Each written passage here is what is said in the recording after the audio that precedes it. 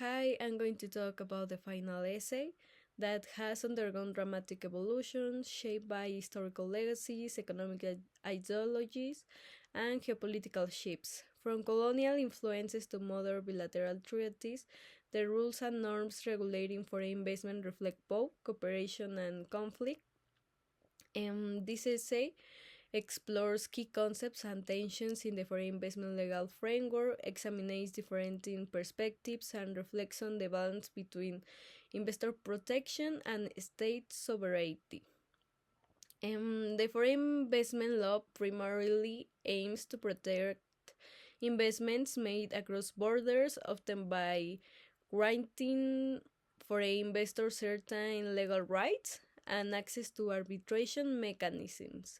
Over time, treaties have broadened the definition of investment to include not only physical property but also shares, intellectual property, administrative rights, and contracts.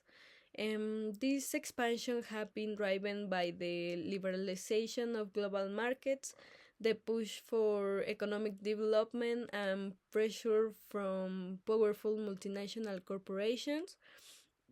Moreover, the emergence of state owned enterprises and sovereign wealth funds from developing countries challenges the traditional capital exporter versus capital importer dichotomy, and simultaneously, um, the local communities and environmental advocates now call for accountability and emphasize human rights, environment protection, and poverty reduction. And proponents of liberal investment regimes argue that robust legal protection stimulate economic growth, sorry, promote technology transfer, and attract much needed capital to developing economies.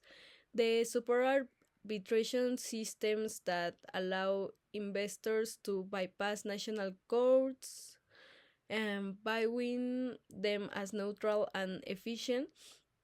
Critics, however, caution that such systems privilege corporate interests and undermine national sovereignty. They highlight how foreign investors might sue governments for enacting public interest regulations, for example, environment or health laws, under investor state dispute settlement provisions.